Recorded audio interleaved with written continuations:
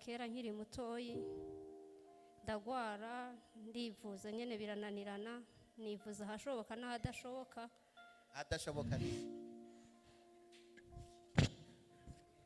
mubafu ugomba kubivuga kutubwira mu migani ubivuge ko wagiye mu bapfumu. Yesu ashimwe. Hanyuma biragenda bite? baramvuje nyene bakaja babarangira ivyo bakora nyene bakanabikora hagera igihe biranka naje kwa muganga bakabwira ngo ndakomeye nkava aha nkaja ahandi ndetse ngira nk'ibitaro byose byo mu gihugu c'iwacu ngira nari hafi kubimara. Hanyuma rero ndetse abandi bababwira ngo ni mu mujane ngo no baranjana no kwa patiri kwa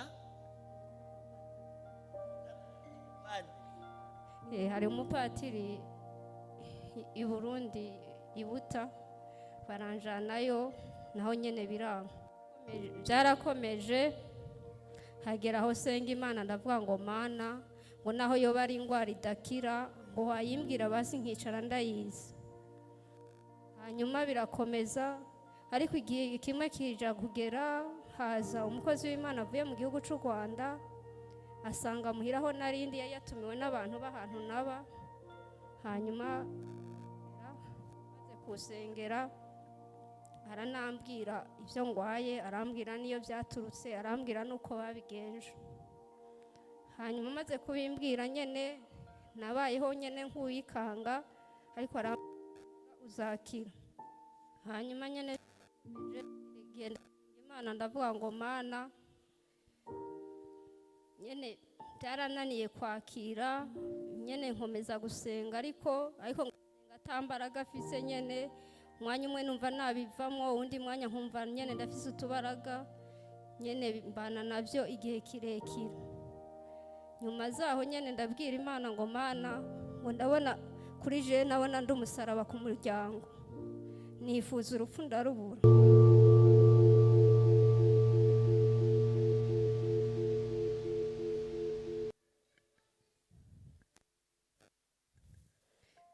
Maze kwifuza urupfu ndarubura nkavuga ngo je yomfa ngo nkuba abavyeyi banje baba barihanaguye barahoze.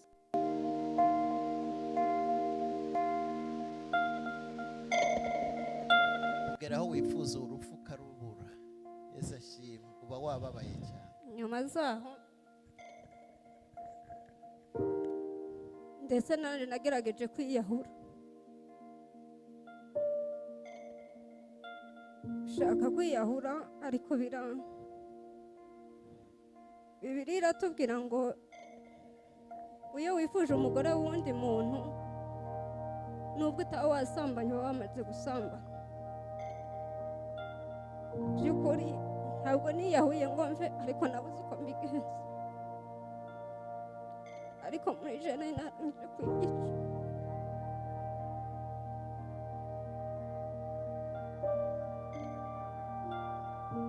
Yesu ashimwe.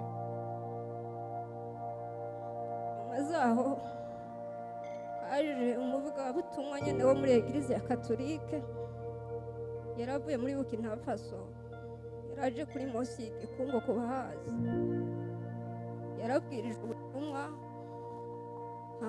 haguruka umuntu ashinga témoignage.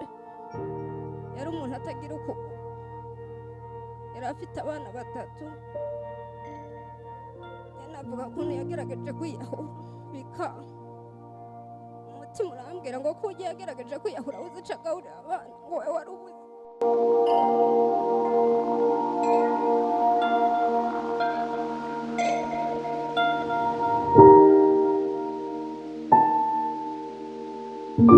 Ngeze muri Impact kuko nyene nari namaze gusaba umutima wo kubyakira naraza nkiyandikisha bakasengera nyene nkomezanya navyo ariko uko bagenda basengera byagiye bigenda bigabanuka bigishira bigabanuka kuko jewe icyo gihe naryama nubisinda sinashobora gukikuruba.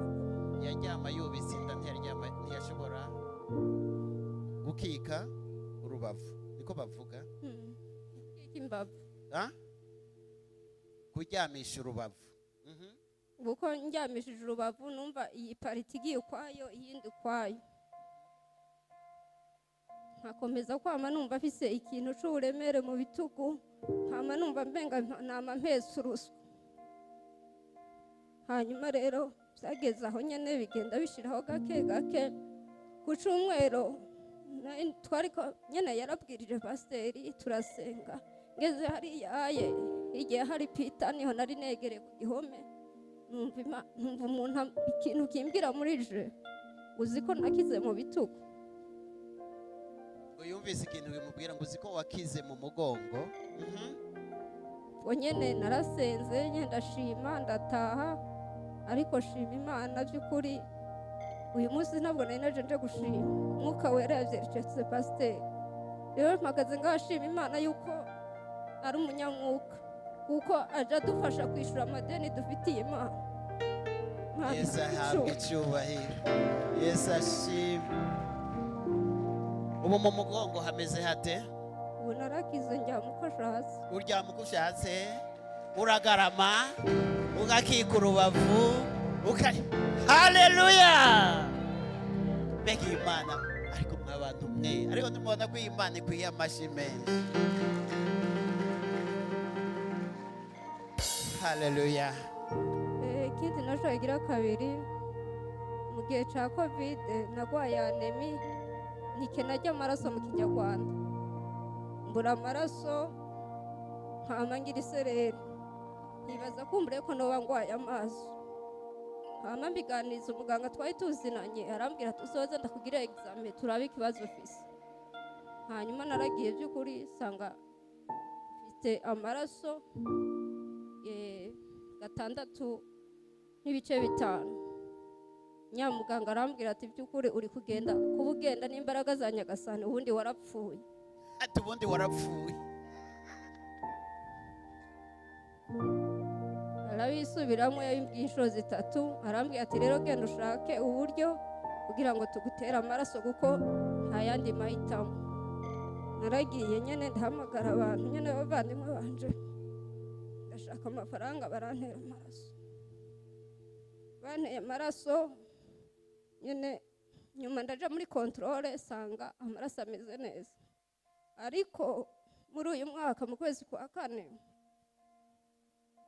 nasuye kwa muganga y'ukuri sanga n'ubundi amaraso ngeze kuri 7.1. Hanyuma barambwira, mbona na dogiteri arambwira, ambaza uko ubuzima bwanje bumeze, ambaza ko nosa, ambaza ko navyaye. Amubwira ati wapi, ambwira ati rero banyandikira imiti, ambwira ati genda uvugane n'inzobe, tugiye kuvugana n'inzobere mu by'amaraso turabe uko tuzabigenza. Ndafata imiti, namaze nk'amezi 3 ufata imiti. Hanyuma rero ryarisubira kugira isereri muri ukwezi kw'indwi, subira kwa muganga. Subiye kwa muganga ariko naribaza ko ari anemi nyene yasubiye kuba nyene amaraso yasubiye gukena. Subiyeyo sanga anemi narakize. Ariko muri ico gihe hari umuntu nari narabibwiye, arambwira tuzogende babisengere. Naraje ngandi yandikisha, uyu musaza ni we nyanditse. Hanyuma ndagenda kwa muganga ico gihe sanga by'ukuri amaraso ameze neza, sanga ndi kuri 13.2. Haleluya. Amen. Haleluya. Yesu ashimwe. Ufite ikibazo cyaheze. Haleluya. Niba uri imbere y'Imana iyi dusenga, Imana ya Prophet Philibanda, urafite ikibazo cyahe. Haleluya. Haleluya. Ariko ico gihe nyene nkumva umenga ntibishoboka ko noba afite amaraso nk'ayo. Vuga ati data wanze kubyemera. Nase kwemera nkumva umenga ningira bampaye amaraso y'undi muntu. Nasubiye ahandi kwa muganga, naho usanga ndi kuri 13.4. Wari uzi ko bibeshye barebye amaraso y'undi muntu. Imana yacu irakora. Iyi Mana narayibonye, iyi Mana narayibonye ikora ibitangaza, iyi Mana narabonye ivura indwara zananiye abaganga, iyi Mana narabonye ikiza abantu bari barihebye. Yesu ashimwe. Yari yarashatse urupfu ararubura, ashaka kwiyahura arabibura. Ntabwo yamukijije gusa, yamuhaye n'urugo. Ubu ni umugore. Yesu ahabwe icyubahiro.